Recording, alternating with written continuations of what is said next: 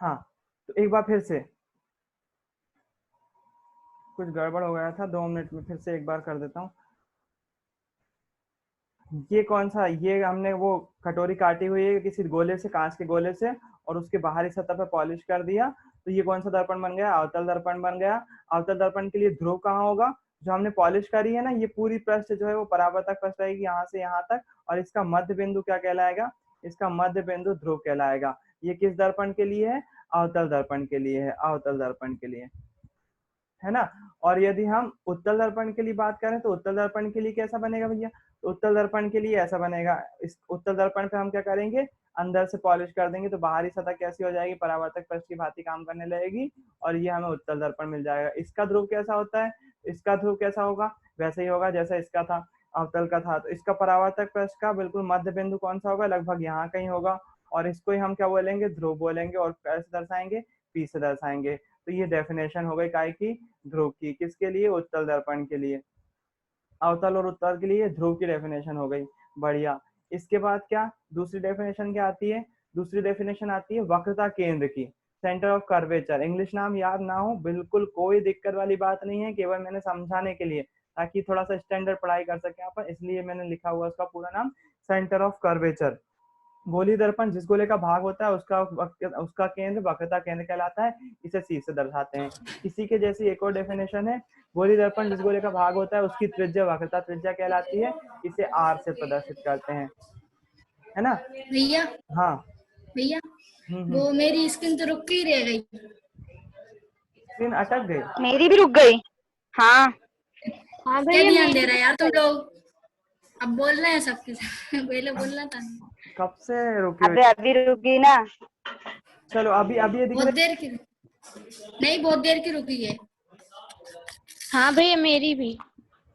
अब अभी चेंज हो रही है, हाँ हो गई हो हाँ गई। आ गई ना, हाँ चलो ठीक है। तो ये अवतल दर्पण का परावर्तक पृष्ठ हमने बना लिया, तो इसका अवतल दर्पण के लिए जो इसकी परावर्तक पृष्ठ का मध्य बिंदु होगा वो भी ध्रुव होगा, पी कहलाएगा, जिसको पी से दर्शाएंगे। और उत्तल दर्पण के लिए भी परावर्तक पृष्ठ का मध्य बिंदु जो है वो पी हो जाएगा, उसको भी हम ऐसा दर्शा सकते हैं। सेम होता है दोनों के केस में, अवतल दर्पण और उत्तल दर्पण के लिए।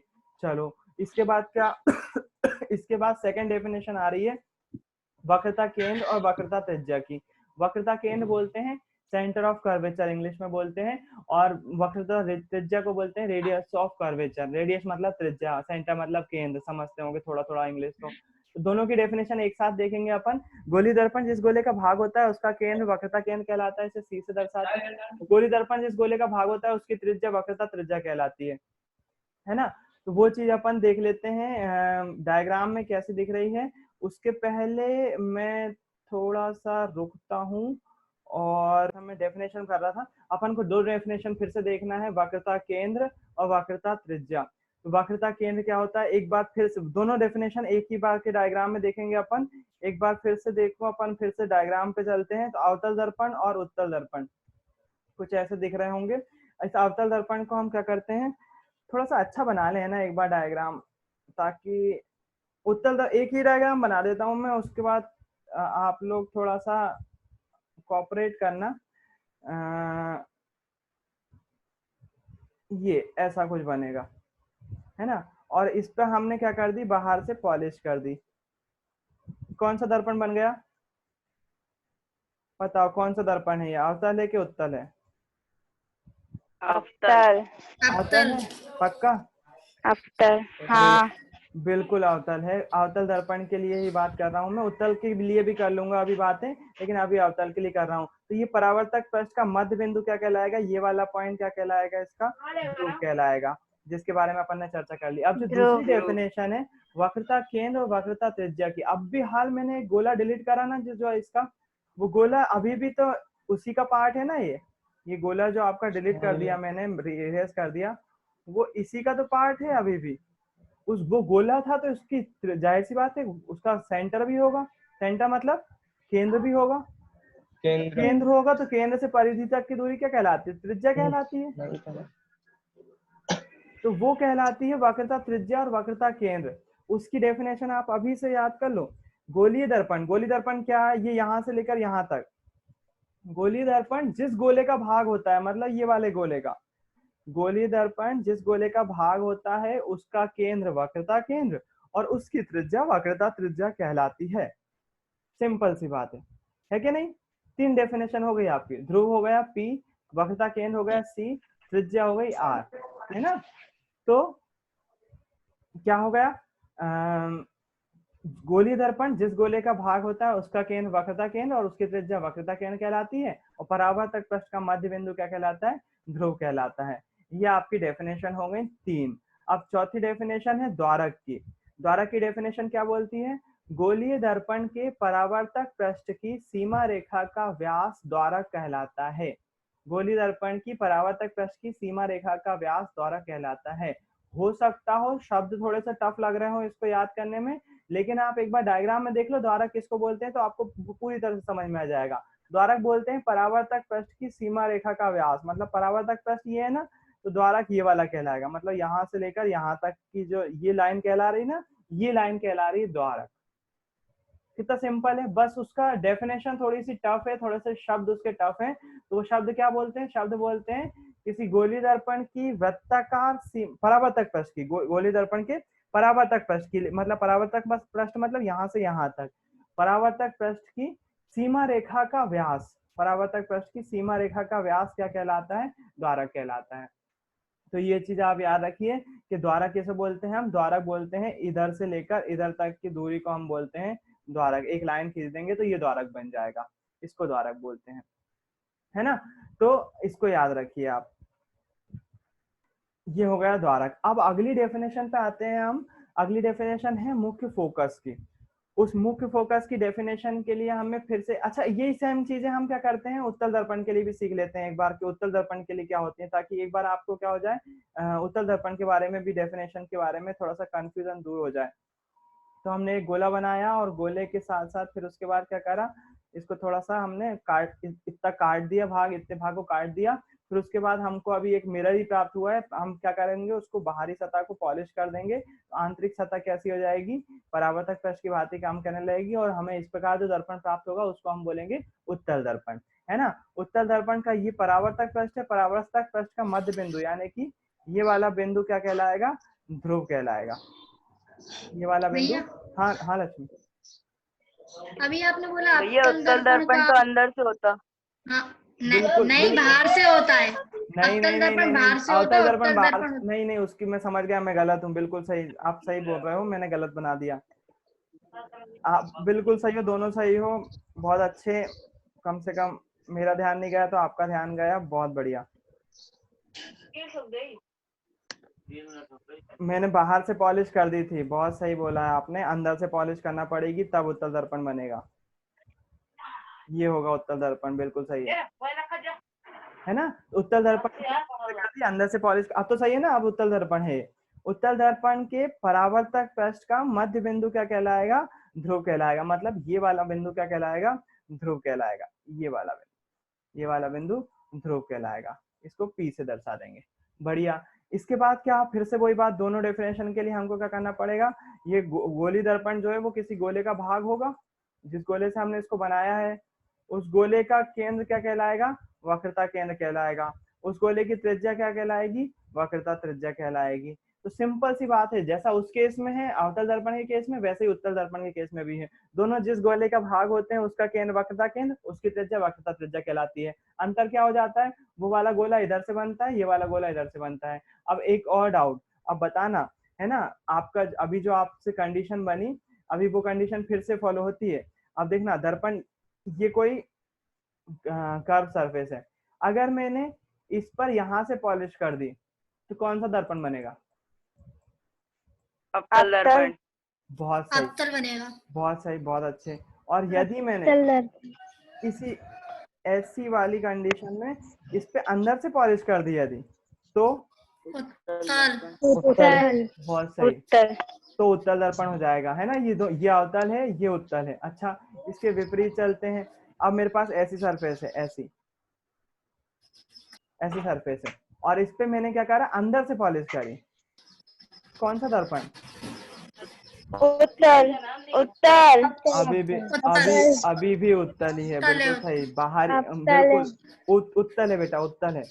अंदर से पॉलिश करी ना, तो बाहरी सतह उभरी हुई है, उभरी हुई सतह हमको जब मिलती है तो उत्तल दर्पण होता है ना। चम्मच का उदाहरण याद रखो, उभरी हुई सतह, कांच आपकी तरफ आ रहा है, बाहर की तरफ आ रहा है, तो उत्तल दर्पण होता है। अच्छा, इसी वाले केस में मतलब इसी तरह से मैंने क्या करा, अभी अंदर से करी थी पॉलिश, अब बाहर से कर दी, अब कौन सा दर्पण? अवतल। बहुत सही, बिल्कुल अवतल दर्पण ही बनेगा। ये बिल्कुल आप सही समझ गए हो। तो अब देखना, मैं मतलब अवतल दर्पण को दो तरह से बना सकता हूँ। अरे रे, अवतल दर्पण को दो तरह से बना दे रहा हूँ। अरे यार क्या हो रहा है? अवतल दर्पण को दो तरह से बना सकता हूँ, एक तो इस तरह से बना सकता हूँ, या फिर अगर इस साइड घुमा के बनाऊं, ऐसे घुमा के बनाऊं, मेरा माउस खराब हो गया, अगर ऐसे बना दूं, ये भी अवतल दर्पण ही होगा। सही है ना? बाहर से पॉलिश करिए दोनों साइड में, दोनों ही चित्र में, दोनों ही अवतल दर्पण है। ऐसे उत्तल दर्पण के केस में बात करें, उत्तल दर्पण के केस में अगर मैं इधर से अंदर से पॉलिश कर दूं तो ये उत्तल दर्पण है, और अगर मैं इस वाले केस में भी अंदर से पॉलिश कर दूं तो ये भी उत्तल दर्पण है। तो कंफ्यूजन नहीं होगा मेरे मतलब, कहने का मतलब ये समझ में आ गया होगा, है ना? जहां हम पॉलिश करते हैं उसके विपरीत परावर्तक पृष्ठ हो जाता है, उत्तल और अवतल के कैसे विपरीत परावर्तक पृष्ठ होते हैं, ये आपको समझ में आ गया होगा। ठीक, ये बात हो गई। अब आती है बात मुख्य फोकस की डेफिनेशन की, कि मुख्य फोकस की डेफिनेशन क्या होती है। तो हम एक अवतल दर्पण का केस ले रहे हैं, हमने एक अवतल दर्पण लिया, चेक,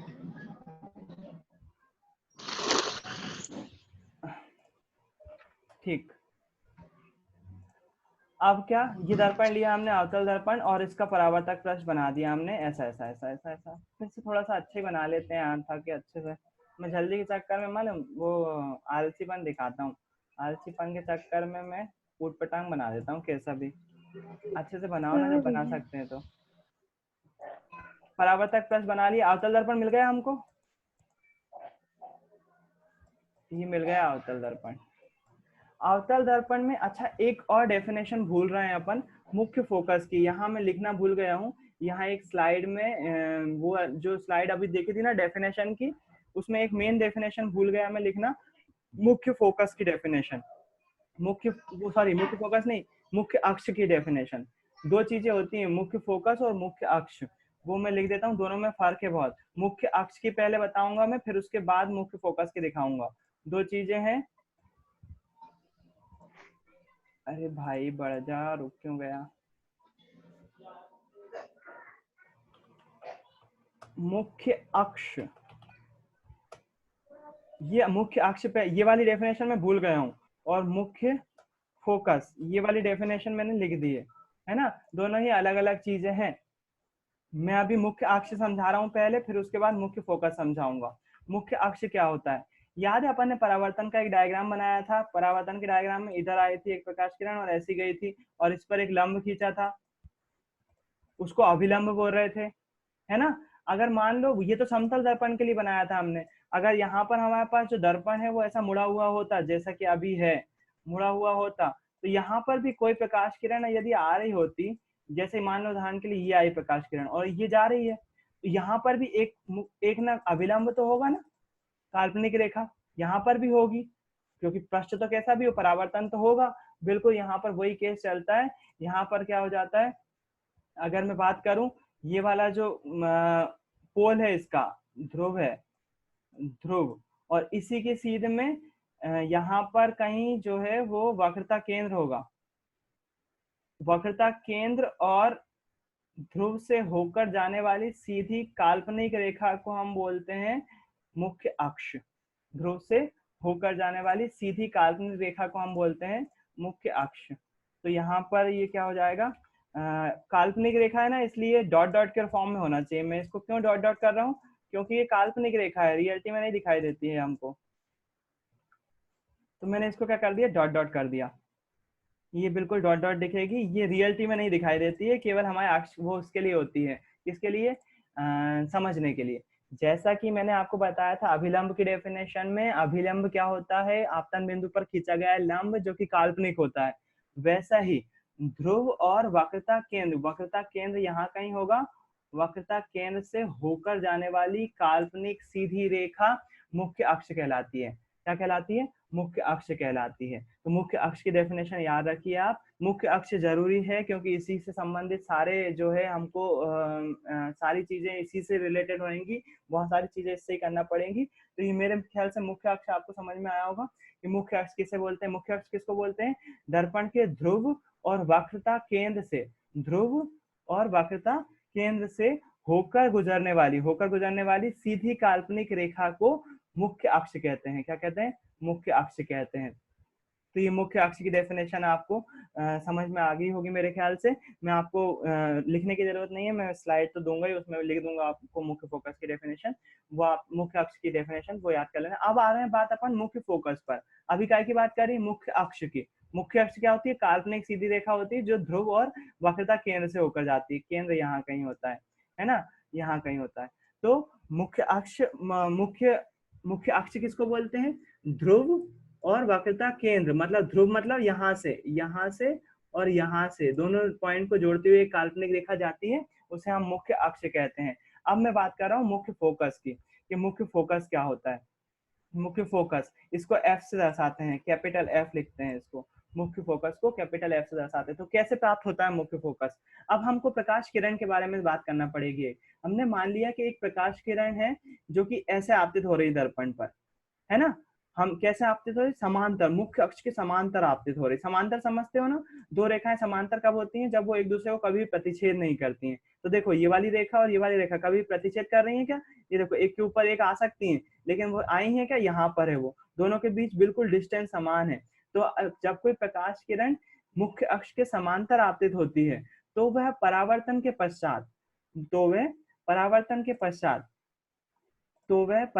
पश्चात मुख्य फोकस के जिस बिंदु से होकर गुजरती है, मुख्य फोकस के जिस बिंदु से होकर गुजरती है, उस बिंदु को, किस बिंदु को? जिस बिंदु से वो होकर गुजरी, मतलब ये वाला बिंदु मुख्य अक्ष पर, उस बिंदु को जिस बिंदु से यानी प्रकाश किरण होकर गुजरी है, क्या कहते हैं? मुख्य फोकस बोलते हैं। मतलब ये प्रकाश किरण यहाँ से, अच्छा एरो बनाना जरूरी है, ये प्रकाश किरण यहाँ से आई और यहाँ से होकर चली गई। जाहिर सी बात है, दर्पण है ना, दर्पण से प्रकाश किरण टकराएगी और उसका परावर्तन होगा, यहाँ से होकर जा रही होगी, है ना। तो बोल रहे हैं जब कोई प्रकाश किरण, ये डेफिनेशन रट लो, बहुत जगह लिखना पड़ेगी, बहुत बार रिपीट होगी और बहुत सारी जगह लेंस अपवर्तन में भी आएगी। क्या बोल रहा हूं मैं? जब कोई प्रकाश किरण मुख्य अक्ष के समांतर, जब कोई प्रकाश किरण मुख्य अक्ष के समांतर आपतित होती है, तब वह परावर्तन के पश्चात मुख्य अक्ष कौन सा है? ये वाला है मुख्य अक्ष के जिस बिंदु से होकर गुजरती है, उस बिंदु को मुख्य फोकस कहते हैं। एक बार फिर से, जब कोई प्रकाश किरण मुख्य अक्ष के समांतर आपतित होती है और परावर्तन के पश्चात मुख्य अक्ष के जिस बिंदु से होकर गुजरती है, उस बिंदु को हम मुख्य फोकस कहते हैं और इसे कैपिटल एफ से दर्शाते हैं, है ना। मेरे ख्याल से समझ में आई होगी डेफिनेशन। ये हो गया अवतल दर्पण के केस में। अच्छा, ये अवतल दर्पण का केस हो गया। उत्तल दर्पण के केस में क्या होगा भैया? उत्तल दर्पण के केस में अपन देख लेते हैं क्या होगा। उत्तल दर्पण बनाए पहले तो, उत्तल दर्पण बनाते हैं। उत्तल दर्पण बनाया, ये उत्तल दर्पण के लिए अपन ने गोला बनाया, फिर उसके बाद उसको काट लिया। काटने के बाद हमको एक मिरर प्राप्त हो गया। मिरर अंदर से पॉलिश कर देंगे तो क्या हो जाएगा? हमें एक उत्तल दर्पण प्राप्त हो जाएगा। उत्तल दर्पण प्राप्त हो जाएगा। उत्तल दर्पण का ध्रुव किसको बोलेंगे? परावर्तक पृष्ठ का मध्य बिंदु जो है वो ध्रुव कहलाता है। अच्छा, हो सकता है अभी 5 मिनट में मीटिंग बंद हो जाए, तो वो फिर से ज्वाइन कर लेना आप, है ना, लिंक भेजूंगा मैं और फिर से ज्वाइन कर लेना।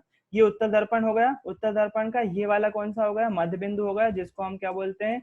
ध्रुव बोलते हैं। ये इसका परावर्तक पृष्ठ हो गया। ध्रुव से हमने एक मुख्य अक्ष खींचा। मुख्य अक्ष किसको कैसे खींचेगा? ऐसे खींचेगा, वो ध्रुव से होकर जा रहा होगा। और इसका वक्रता केंद्र किस साइड होगा? इसका वक्रता केंद्र, गोला इस साइड बनेगा ना, गोला इस साइड बनेगा, तो इसका वक्रता केंद्र भी किस साइड होगा? इस साइड ही होगा। वक्रता केंद्र यहाँ कहीं होगा, है ना। इसको सी से दर्शाते हैं। ये गोले का वक्रता केंद्र, उत्तल दर्पण में जो वक्रता केंद्र होता है वो इस साइड होगा, बिल्कुल इस साइड होगा। उसको सी से दर्शाते हैं। और ध्रुव और वक्रता केंद्र से होकर जाने वाली काल्पनिक रेखा को हम क्या बोलते हैं? मुख्य अक्ष बोलते हैं। ये मुख्य अक्ष बना दिया मैंने, डॉट डॉट लाइन से दर्शाते हैं इसको। ये डॉट डॉट लाइन से दिखा दिया। ये बस थोड़ा सा इस साइड रहेगा ये। अब देखना, उत्तल दर्पण में अपन ने जो पॉलिश करी है वो इस साइड करी है ना, तो वस्तु हमको जो रखना पड़ेगी, मतलब प्रकाश किरण जो आएगी वो इस साइड से आएगी, प्रकाश किरण यहाँ से आपतित होगी। ये प्रकाश किरण आई, मुख्य अक्ष के समांतर आई, फिर से जैसा कि ऊपर वाले केस में था, मुख्य अक्ष के समांतर आने के बाद कहाँ से होकर गुजरेगी, मुख्य फोकस से होकर गुजरेगी। मुख्य अक्ष के जिस बिंदु से होकर गुजरेगी उस बिंदु को हम क्या बोलते हैं, मुख्य फोकस बोलते हैं। मतलब कि मुख्य उत्तल दर्पण का मुख्य फोकस कहाँ पर होगा, यहाँ पर होगा। इसको कैसे दर्शाएंगे हम, एफ से दर्शाएंगे। ये वाला पॉइंट कौन सा होगा, मुख्य फोकस का पॉइंट होगा, इसको एफ से दर्शाएंगे। और जब भी आप प्रकाश किरण आती हुई बनाओगे, ये एरो बनाना नहीं भूलोगे, एरो बनाना कंपलसरी है, बिना एरो के आप बात नहीं कर सकते। एरो दिखा देता है प्रकाश किरण किस डायरेक्शन से आई। तो आप देखो उत्तल दर्पण और अवतल दर्पण। अच्छा, एक और दिक्कत है यहाँ पर उत्तल दर्पण के केस में। अब यहाँ पर जब हमने पॉलिश कर दी है, तो प्रकाश किरण आर पार तो जाएगी नहीं, बिल्कुल नहीं जाएगी। कैसे जाएगी, उस साइड पॉलिश है तो उस साइड प्रकाश किरण जाएगी नहीं।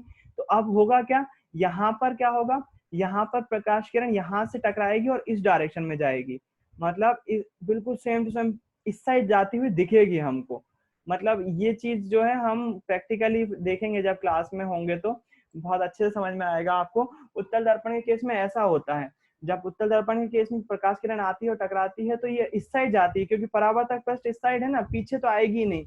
फिर पीछे कैसे मिला दी मैंने, पीछे में जब ये वाली प्रकाश किरण मिला रहा हूँ तो ये हमको आभास होता है इसका, ये रियलिटी में नहीं होती है, ये भी आभासी होती है, आभासी होती है। तो हम इसको भी डॉट डॉट के लाइन में ही दिखाते हैं, डॉट डॉट की लाइन में दिखाते हैं इसको भी, ये भी डॉट डॉट दिखता है। तो वही डेफिनेशन में भी फर्क पता चल जाता है आपको मुख्य फोकस की डेफिनेशन में। यहाँ पर जो है वो प्रकाश किरण जा नहीं रही है, मुख्य फोकस से जा नहीं रही है, जाती हुई प्रतीत हो रही है। वही चीज मैंने डेफिनेशन में भी लिखा हुआ है, आप डेफिनेशन को ध्यान से देखोगे तो यहाँ पर लिखा हुआ है, जब कोई प्रकाश किरण दर्पण के मुख्य अक्ष के समांतर आपतित होती है, आपतित होती है मतलब आती है, आपतित होती है, तब वह गोली दर्पण के मुख्य फोकस से होकर गुजरती है। होकर गुजरती है किस केस में, अवतल दर्पण के लिए। अवतल दर्पण के केस में पक्का है उससे होकर गुजर ही रही होगी, लेकिन बाद में लिखा हुआ है या होकर गुजरती हुई प्रतीत होती है, मतलब गुजर नहीं रही है लेकिन गुजरती हुई प्रतीत हो रही है। किस केस में, उत्तल दर्पण के केस में। वही मैं आपको डायग्राम में समझा भी रहा हूँ। डायग्राम में क्या समझा रहा हूँ, यहाँ देखो अवतल दर्पण के केस में, अवतल दर्पण के केस में सब चीजें सामने हो रही हैं, पर्दे के सामने हो रही हैं, पर्दे के पीछे कुछ नहीं हो रहा, मतलब पॉलिश के सामने हो रहा है सब, परावर्तक पृष्ठ के सामने हो रहा है, पीछे कुछ भी नहीं हो रहा है। तो अवतल दर्पण के लिए मुख्य फोकस की डेफिनेशन होगी, जब कोई प्रकाश किरण मुख्य अक्ष के समांतर आपतित होती है तो वह मुख्य फोकस से होकर गुजरती है, गुजरती है। जबकि उत्तल दर्पण के केस में क्या होगा, जब कोई प्रकाश किरण मुख्य अक्ष के समांतर आपतित होती है तो वह मुख्य फोकस से होकर जिस बिंदु से होकर गुजरती है, गुजरती हुई प्रतीत होती है। अब यहाँ पर बोलेंगे हम, प्रकाश किरण गुजरती नहीं है, गुजरती हुई प्रतीत होती है, उसको हम बोलते हैं, क्या बोलते हैं, उसको हम बोलते हैं मुख्य फोकस। किसके लिए, उत्तल दर्पण के लिए। दोनों के लिए अंतर समझ में आ रहा है। अवतल दर्पण में होकर गुजरती ही है, होकर गुजरती है, जबकि उत्तल दर्पण के केस में गुजरती हुई प्रतीत होती है, गुजरती हुई प्रतीत होती है। तो ये सिंपल सी दो डेफिनेशन है जिसमें थोड़ा सा फर्क भी है। अब ये डेफिनेशन में आपको जाहिर सी बातें लिखी हुई है वो याद करना पड़ेगा। मेरे ख्याल से समझ में आ गई होगी, एक बार अपन क्लास में भी देखेंगे, अभी बहुत बार पढ़ना है इसको, बहुत बार रिवाइज भी करना है। अभी अगर समझ में नहीं भी आई है तो धीरे धीरे समझ में आ जाएगी। अब मैं क्या कर रहा हूँ, अब मैं जो है ये टाइम खत्म हो रहा है, फिर से स्टार्ट करूंगा, तो आप लोग फिर से ज्वाइन कर लीजिएगा, है ना। अभी तक चलो ठीक है, ज्वाइन करो, फिर से ज्वाइन करो, मैं फिर से भेज रहा हूँ।